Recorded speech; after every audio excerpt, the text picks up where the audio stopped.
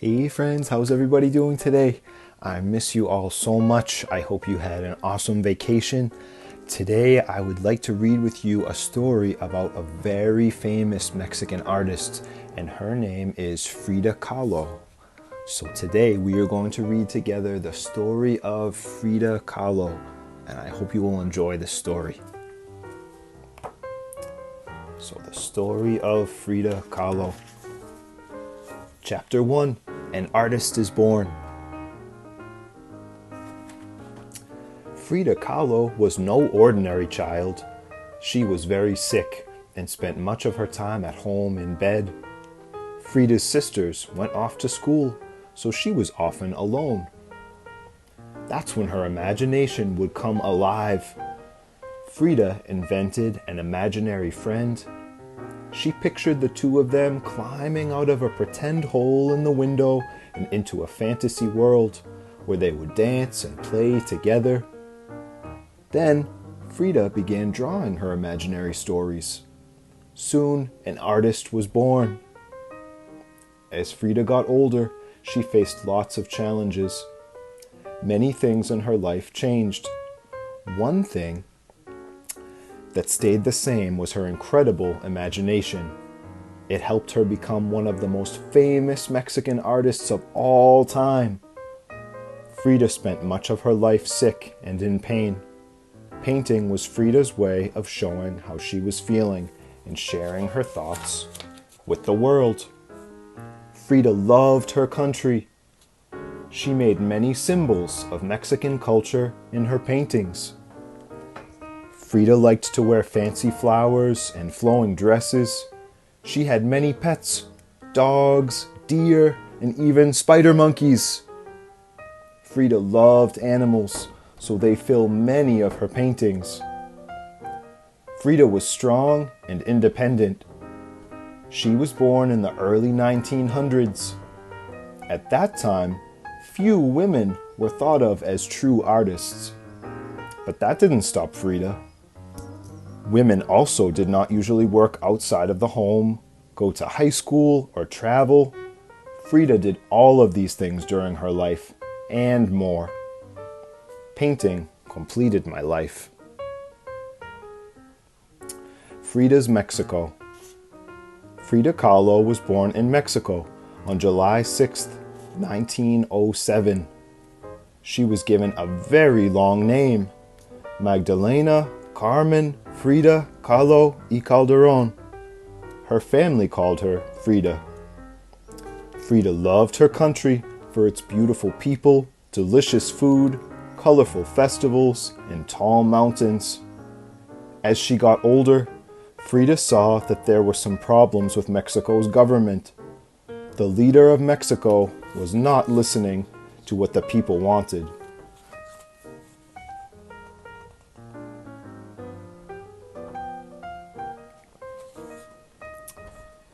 The Mexican Revolution was beginning. People marched in the streets. Sometimes Frida and her mother welcomed soldiers into their home, the Blue House, for a hot meal and a break from the war. Frida listened to the soldiers talk about how unfair life was for workers. She decided she wanted to help build a fair society for all. Frida's father, Guillermo Kahlo, was a Jewish, Hungarian, German immigrant. Her mother, Matilda Calderon y Gonzalez, was a mestiza Mexican woman.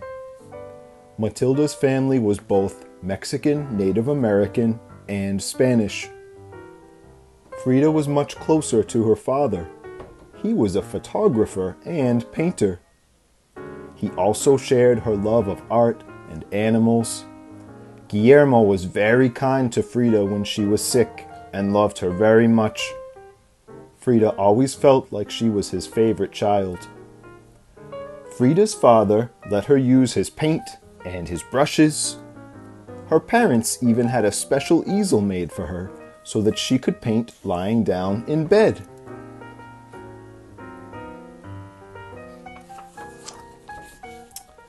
Frida's path to fame was long and surprising. Along the way, she met and married a famous artist. Later, she had an art exhibition of her own. Let's find out how Frida healed from sickness and rose to the top. So this, friends, this is a timeline. These are the different years that Frida achieved different amazing things in her life. So let's learn a little bit about Frida. So in 1872, Frida's dad Guillermo was born. In 1876, Frida's mom Matilda is born. In 1891, Frida's dad moves to Mexico. In 1904, Guillermo builds the Blue House. In 1907, Frida is born. And in 1910, the Mexican Revolution begins. So chapter 2, the early years.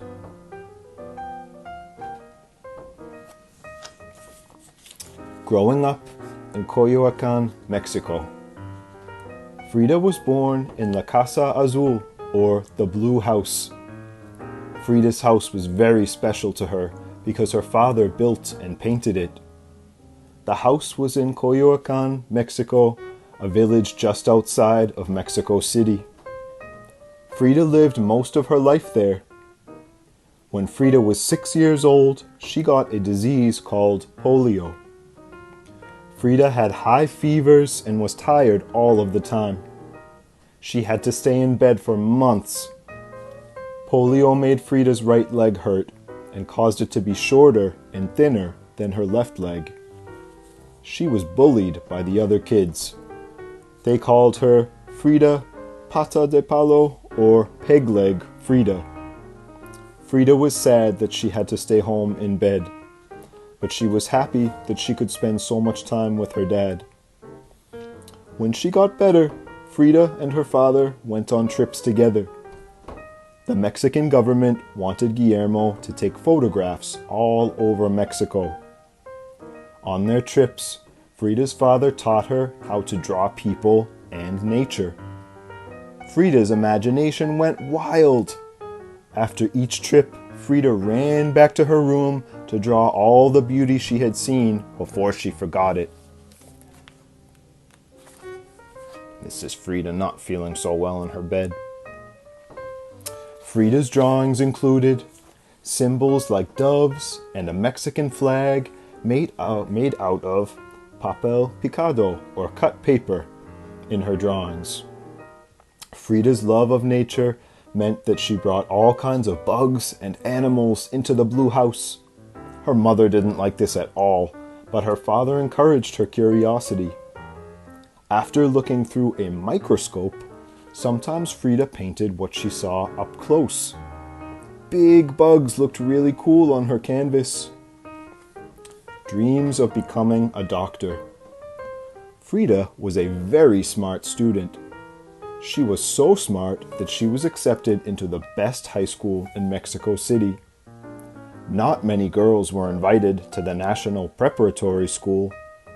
Frida was one of only 35 girls in a school of more than 2,000 boys. Frida wanted to become a doctor, but she often misbehaved in class. She liked to play tricks on people and was once even kicked out of school. During her high school years, the Mexican Revolution continued to grow. When Frida was old enough, she joined the People's Fight with some of her friends and her boyfriend, Alejandro Gomez Arias. Her friends were also interested in reading and talking about important books. Many artists were invited to come to the school to create giant paintings on the walls called murals. The murals showed what was happening in Mexico during that time. Most artists were men. In 1922, when Frida was 15, a famous Mexican artist named Diego Rivera came to her school to paint a mural. Frida even played tricks on him.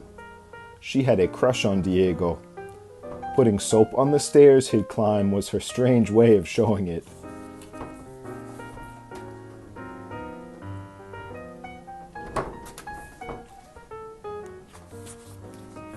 Chapter 3, A Life Saved. Changing course. Frida went to and from school in an old wooden bus. On September 17th, 1925, when Frida was 18 years old, she and Alejandro were on the bus when it got into an accident. Frida was seriously hurt and almost died. The accident put her back in bed for months. Frida had 32 surgeries and was in a full body cast. The doctors didn't think she would ever walk again, if she survived at all. Being in bed for months on end frustrated Frida. All she had was her imagination and art. Luckily, those were as strong as ever. She started drawing colorful butterflies on her cast. She also painted pictures of her feet. They were all she could see. Later, her parents gave her a special easel and put a mirror over her head. She started painting self-portraits, or paintings of herself. Frida said that she painted herself because she was alone so much that she knew herself better than anyone or anything else. Her first real painting was called Self-Portrait in a Velvet Dress. Frida used art to express her sadness and her pain. When she was sad, the colors and objects in her paintings were dark, dreary, sometimes spooky. And when she was happy, Frida's paintings were bright and cheery. Frida often felt broken inside, and she showed that through her art. Eventually, Frida surprised her family and doctors by learning to walk again. "I am not sick, I am broken, but I am happy to be alive as long as I can paint," Frida used to say. The accident left Frida with many broken bones that changed how her body looked. She was often in pain, and she walked with a limp. Frida began to wear long dresses to cover up her body. She also wore high-necked blouses to cover up the brace that she had to wear. Frida dressed this way to cover her injuries, but her unique style of Frida fashion became famous along with her artwork. Meeting Diego again. Frida was still very interested in the Mexican Revolution. She found a new group of friends who liked to talk about politics, art, and books. She went to a lot of parties with them. She wore a star on her jacket as a symbol of the revolution. At one party, Frida was introduced to Diego Rivera. A few days later, Frida asked him to look at her paintings and give his honest opinion. Diego really liked her work and began to teach her more about painting. Diego was about 20 years older than Frida. Still, after spending time together, they fell in love. On August 21st, 1929, Frida and Diego got married. Frida's parents did not approve of the marriage. They said that it was like an elephant marrying a dove. After the terrible accident, Frida was headed for exciting adventures as an artist and the wife of a famous muralist. Little did she know that her new life would offer things beyond her imagination. She would get the chance to travel to different countries, meet lots of interesting people, and even show off her own artwork. Chapter 4. World Travelers.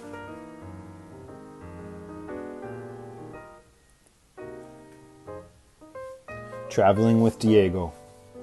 After Frida and Diego got married, Frida spent most of her time learning to cook her husband's favorite foods and helping him prepare for long days of painting. Soon, she stopped working on her own paintings. At that time in history, wives were expected to put their husbands' needs first. In 1930, Diego was asked to paint some murals in San Francisco, California. Frida joined him. Once there, the couple were invited to many fancy parties at night. During the day, Frida was alone a lot while Diego was painting. She did not feel at home in the United States. Frida missed Mexico and her family terribly. Diego, on the other hand, was enjoying his fame in San Francisco. He and Frida often fought about whether to stay in the United States or to go back to Mexico. It had been years since her bus accident, but Frida still had a lot of pain in her leg. While in San Francisco, she met a doctor named Leo Elucer. They became fast friends, and Dr. Elucer treated Frida for her pain. Then she finally started to paint again. She painted Frida and Diego Rivera, a portrait of them on their wedding day. The painting shows Diego holding his painter's palette and his brushes. He is much bigger than Frida. The painting seems to express her loneliness. The San Francisco Society of Women Artists loved it and included the painting in their 6th annual exhibition. It was Frida's first painting to be shown in public. And this is a picture of Frida painting that famous painting. A Bridge Between Homes. In early 1931, Frida and Diego moved back to Mexico. The couple fought a lot. Diego decided to have 2 houses built and connect them by a bridge in San Angel in Mexico City. They each had a private space but could still visit each other easily. The outside of Frida's house was painted blue, just like La Casa Azul. In November, the Museum of Modern Art in New York City decided to host an exhibit of Diego's art. So the Riveras sailed on a boat from Mexico to New York. Frida felt very homesick in New York, so she painted My Dress Hangs There. The painting shows a clothesline stretching across New York City. Frida's traditional Mexican dress is hanging on it. The painting also shows garbage cans, toilets, and buildings on fire. Frida didn't seem to like New York City. Her body and clothes were in the United States, but her heart and soul were in Mexico. In 1932, Diego was invited to paint a mural at the Detroit Institute of Arts in Michigan. The Riveras packed their suitcases again and moved to Detroit. Frida was tired of the United States. She really wanted to go back to Mexico, and she wasn't shy about telling Diego how she felt. When the Riveras finally moved home to Mexico and settled into their homes, Frida started painting a lot more. People began to see that Diego wasn't the only one who painted well. Frida did too. The University of Mexico invited Frida to put her paintings in a group exhibit. There, someone from a gallery in New York saw Frida's paintings. He asked Frida if she could include some of her paintings in an exhibit in New York. So Frida began painting right away. Chapter 5, Frida's Time to Shine. Frida in New York. In 1938, Frida's art was part of an exhibit in New York City. She was finally being seen outside of Mexico as an artist herself, and not just the wife of an artist. This trip was about Frida's art. It was one of the first times any Mexican artist, male or female, had been offered an exhibit outside of Mexico. Since Frida was a woman, this made the invitation even more amazing. Frida's work was different than anything people had ever seen. Her art stood out. So did Frida. She did not care if her art offended people. She was strong and confident. She did not change her views, her heart, or her traditional Mexican clothes to fit in with New Yorkers. Half of Frida's paintings sold at the New York show. Some people wondered if Frida was a surrealist. A surrealist is an artist who paints things in ways that make them look unreal, like they come from a dream or sometimes a nightmare. Later, others called Frida's art magical realism because she painted real things with a magical touch. For example, in The Wounded Deer, She painted a realistic deer that had her own human head on it. So that was the body of a deer and the head of a human. Still, others called Frida's masterpieces symbolic because they seemed to tell hidden stories. They thought I was a surrealist, but I wasn't, said Frida. I never painted dreams or nightmares. I painted my own reality. Frida said that she just painted what she felt her world really looked like. She felt she had 2 lives and 2 hearts. She tried to show this in The Two Fridas, where she painted what looked like twin Fridas holding hands, their hearts connected by a long vein. After Frida's success in New York, the Louvre Museum in Paris, France, bought one of Frida's self-portraits. For that piece, Frida used different materials like aluminum together with colorful paints.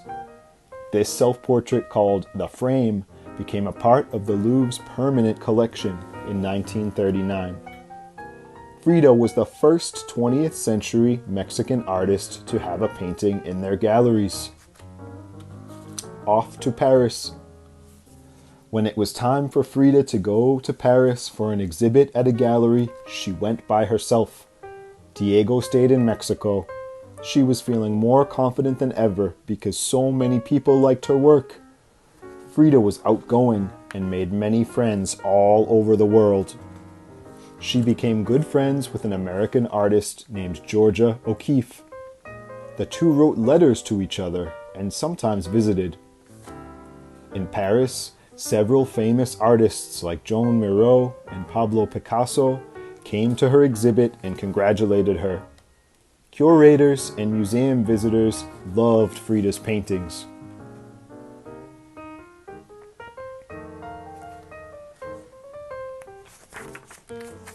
They loved her colorful style of dress, her unique artwork, big bushy eyebrows, and her can-do attitude. Frida had a difficult past, but she made lemonade out of lemons. She created art out of pain and loneliness. Frida became part of a growing group of artists in Paris, who were mostly men. While Diego supported Frida's art, he missed her and he wanted her to come home. Still, even after she returned, Frida and Diego continued to fight quite often. Frida was having a lot of success in the art world, but her marriage was failing. She still had pain in her bad leg and in her spine. Now she was using a cane to walk. Strong and determined, Frida kept on going. She knew she could face whatever life brought her way. Chapter 6. Fame finds Frida.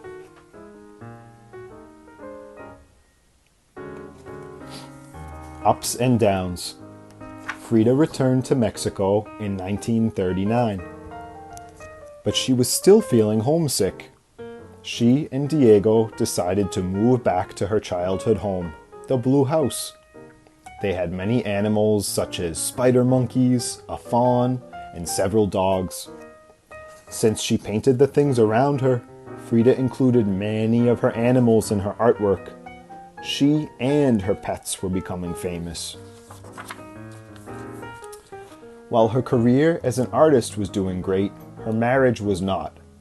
After many years of struggling and arguing, Frida and Diego decided to get divorced. Diego moved out of the Blue House and back into one of their houses in San Anel. Heartbroken, Frida painted her pain into a work of art called The Wounded Table. It shows a bleeding table with human legs. Some say it is a symbol of Frida's feelings about her marriage, broken by divorce. Feet, what do I need them for when I have wings to fly? Frida used to say. But Frida's health was also getting worse. The pain in her spine and legs made it hard for her to walk. Frida's worsening health. Just a year later, Frida's health was much worse. Doctors in Mexico wanted to operate on her spine. Frida wanted Dr. Eloser's opinion before she agreed to anything. So she went to San Francisco to visit him. where Diego happened to be painting another mural. Even though they were divorced, Frida and Diego kept in touch. They still loved each other deeply. Dr. Aloud told Frida that she didn't need surgery, but she did need to stay in bed.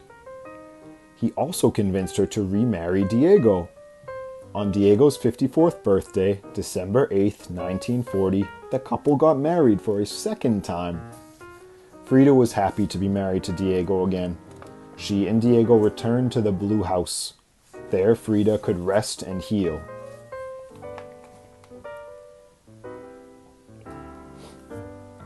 Even though Frida was stuck in bed at home, her paintings continued to travel the world. In 1940, her art was included in an exhibit at the Institute of Contemporary Art in Boston, Massachusetts. Frida's self-portrait with braid made it into a show at the Museum of Modern Art in New York City called 20th Century Portraits. While Frida was recovering, her father passed away suddenly in 1941. The two of them were so close that his death put Frida into a deep depression or sadness. The only things that made her feel better were La Casa Azul, all of her animals, and after a while, her artwork. Life went on without her beloved dad, and Frida kept painting. She knew he would have wanted her to. Galleries and museums all over the world were asking to display her work. She started teaching art, which filled her soul with a different kind of happiness. Frida had Diego and many teachers in the art world. Now she got to be one for other young artists. Chapter 7. A Fighter Till the End. The student becomes the teacher. When Frida began her career as an artist, Diego was like a teacher to her, and she was like his student. But years later, Frida became a teacher at the National School of Painting, Sculpture, and Engraving in Mexico City, known in Spanish as La Esmeralda.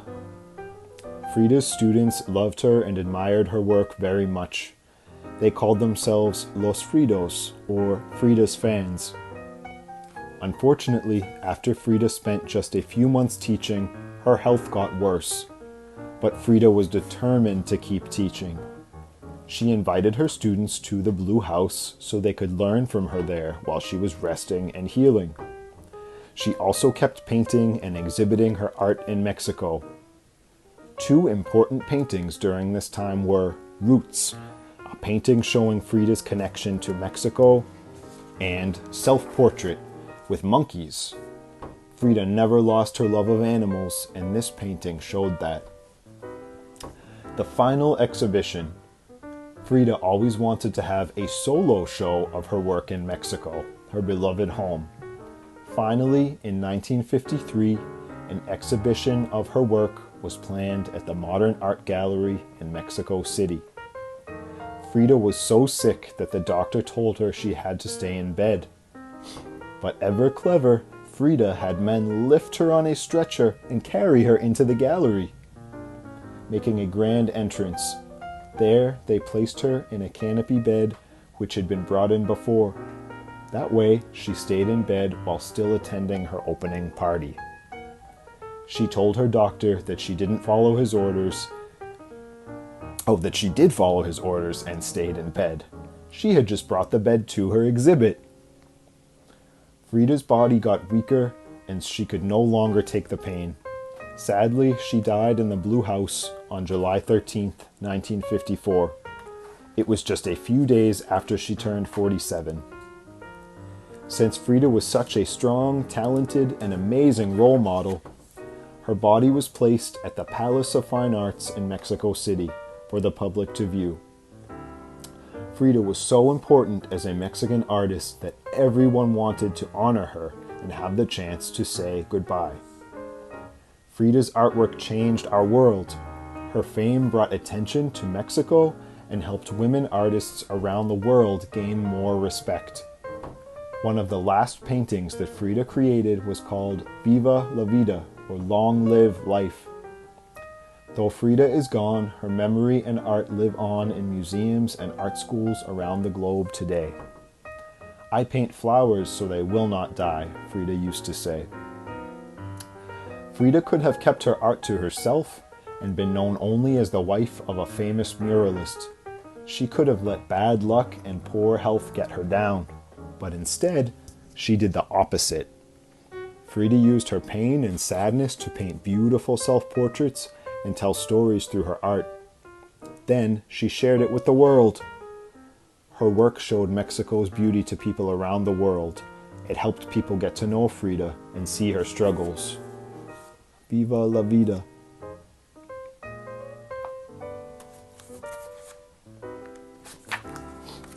Through her art, Frida wasn't shy about commenting on things like the pollution in New York or the Mexican Revolution. Today, Frida Kahlo is not only known for her artwork or her bushy unibrow, she is known for her courage and ability to keep going through tough times. Since her death, Frida's artwork has gained even more attention. Her masterpieces are even on display in museums in San Francisco, Boston, New York, Paris, and of course, Mexico City. Viva Frida. Okay, friends, so I hope you enjoyed reading and learning all about Frida Kahlo. I know I did. We will read another story very soon. I can't wait to see you as soon as possible, and I hope that everyone is continuing to study and to draw and dance at home, and I hope I see you soon, friends.